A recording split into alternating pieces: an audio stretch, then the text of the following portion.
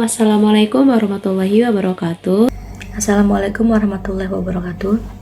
Halo semua. Oke guys, Seperti yang pernah dikatakan oleh Albert Jensen, tidak semua yang bisa dihitung itu penting dan tidak semua yang penting bisa dihitung. Dalam kehidupan, terkadang kita terlalu fokus pada angka, hasil, atau pencapaian, tapi lupa pada hal yang bermakna. Pada kesempatan kali ini, saya tidak hanya ingin melihat angka atau data, tetapi menggali makna di balik setiap informasi yang akan kita bahas bersama. Perkenalkan, nama saya Nafa Maulidia dengan NIM 231011250803 dari Fakultas Ekonomi dan Bisnis, Program Studi S1 Akuntansi. Perkenalkan, nama saya Marni dari Fakultas Ekonomi dan Bisnis, Prodi Akuntansi S1 dengan NIM 231011250350. perkenalkan nama saya Fikri Fadur Asman Fahmi dari Fakultas Ekonomi dan Bisnis Prodi Akuntansi. Di sini saya dengan rekan-rekan saya akan membuat sebuah video presentasi mata kuliah perpajakan dasar pertemuan 16 dengan judul Pajak Penghasilan Pasal 21 Karyawan Tidak Tetap. Saya sebagai moderator, Nova Maulidia sebagai presentator pertama, Vicky Fadurrahman sebagai presentator kedua yang akan dibahas di video selanjutnya. Pendahuluan. Pajak penghasilan pasal 21 merupakan salah satu jenis pajak yang dikenakan pada penghasilan yang diterima oleh karyawan tidak tetap. Tujuan utama presentasi ini adalah memberikan gambaran detail tentang definisi, objek, dan mekanisme penghitung PPh pasal 21 untuk karyawan tidak tetap.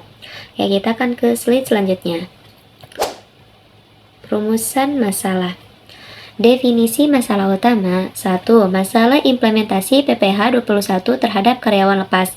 2. Bagaimana implementasi pajak pasal 21 PPh 21 terhadap karyawan lepas yang tidak memiliki kontrak tetap. 3. Problem pelaporan dan potongan pajak. Siapa yang bertanggung jawab melakukan potongan dan pelaporan PPh 21 bagi karyawan lepas. Keempat, bagaimana mekanisme pelaporannya jika karyawan lepas tidak memiliki kontrak resmi. Kelima, keterbatasan biaya jabatan dan iuran sendiri. Keenam, bagaimana karyawan lepas dapat menghitung biaya jabatan dan iuran sendiri yang boleh dikurangi dari total upah rupiah. Oke, ke slide selanjutnya. Di slide selanjutnya ini, dalam pembahasan kali ini, pokok pembahasan yaitu tentang subjek, objek, dan tarif. Selanjutnya kita ke definisi. Apa sih teman-teman definisi karyawan tidak tetap ini? Definisi karyawan tidak tetap ini adalah pegawai yang menerima penghasilan berdasarkan jumlah hari bekerja, unit hasil pekerjaan, atau penyelesaian suatu jenis pekerjaan tertentu, termasuk upah harian, mingguan, satuan, borongan, maupun uang saku harian atau mingguan. Oke, untuk selanjutnya akan dibahas oleh rekan-rekan saya. Baiklah, sebelumnya sudah dijelaskan oleh rekan saya yaitu Marni mengenai definisi karyawan tidak tetap. Selanjutnya di sini saya akan menjelaskan mengenai subjek PPh pasal 21 karyawan tidak tetap. Subjek PPh pasal 21 karyawan tidak tetap terdiri dari individu yang menerima penghasilan sehubungan dengan pekerjaan, jasa, dan kegiatan. Kategori subjek yang termasuk dalam PPh 21 itu ada 6 macam. Di antaranya, yang pertama ada karyawan tidak tetap, yaitu individu yang bekerja berdasarkan upah harian, mingguan, ataupun satuan. Di urutan kedua ada pegawai tetap, yaitu pegawai yang mendapatkan gaji secara tetap. Di nomor ketiga ada penerima uang pesangon, yaitu individu yang menerima uang pesangon akibat pemutusan hubungan kerja atau kontrak kerja. Di urutan keempat ada tenaga ahli bebas seperti dokter, pengacara, dan konsultan. Di urutan kelima ada anggota Dewan Komisaris atau pengacara yang tidak merangkap sebagai pegawai tetap. Dan di urutan terakhir ada peserta kegiatan, yaitu orang-orang yang menerima imbalan atas partisipasi dalam kegiatan tertentu. Oke teman-teman, kita lanjut ke slide selanjutnya ya, yaitu mengenai objek PPh pasal 21 karyawan tidak tetap. Objek PPh pasal 21 mencakup berbagai bentuk penghasilan yang diterima oleh subjek pajak. Beberapa objek pajak tersebut meliputi yang pertama ada upah harian, yaitu penghasilan yang diterima berdasarkan jumlah hari bekerja. Yang kedua, upah bulanan, yaitu penghasilan yang dibayarkan secara bulanan. Yang ketiga, honorarium, yaitu pembayaran untuk jasa yang diberikan.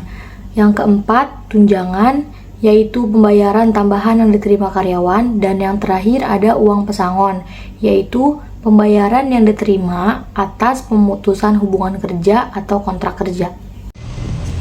Mekanisme perhitungan PPh pasal 21 terhadap dua mekanisme perhitungan PPh 21 untuk pegawai tidak tetap. 1. Penghasilan diterima tidak secara bulanan jika penghasilan diterima secara harian, minggu, atau borongan pajak dihitung menggunakan tarif efektif hari per hari. Berikut adalah tarif yang berlaku. Rp 0 hingga 450.000 per 0 bagi 0%. 450.000 hingga 2.500.000 dibagi 0,5%. Jika rata-rata penghasilan harian melebihi 2.500.000, pajak dihitung menggunakan tarif PPh pasal 17 dengan dasar pengenaan pajak sebesar 50% dari penghasilan bruto. 2. Penghasilan diterima secara bulanan untuk pegawai tidak tetap yang menerima penghasilan secara bulanan, pemotong dilakukan menggunakan tarif efektif bulanan per bulan. Dasar pengenaan pajak adalah penghasilan bruto sebulan dan ditentukan berdasarkan status penghasilan tidak kena pajak atau PTKP yang berlaku. Dan seterusnya tarif PPh pasal 21 karyawan tidak tetap.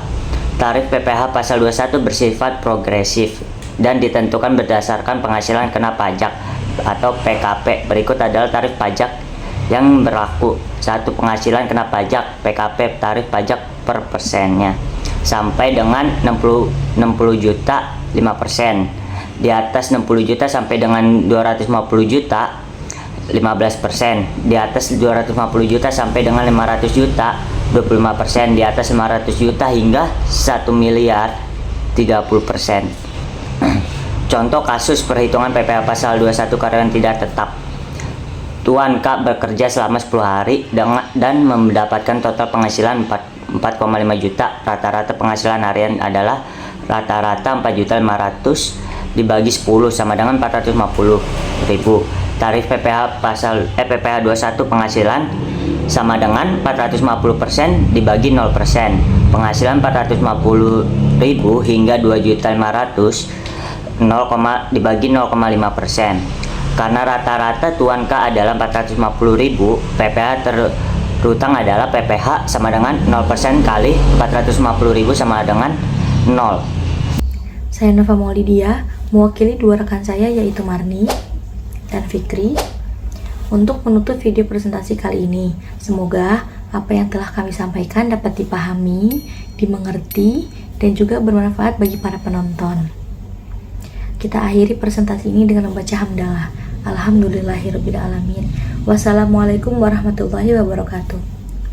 Dadah. Salam hangat, kamu kenal.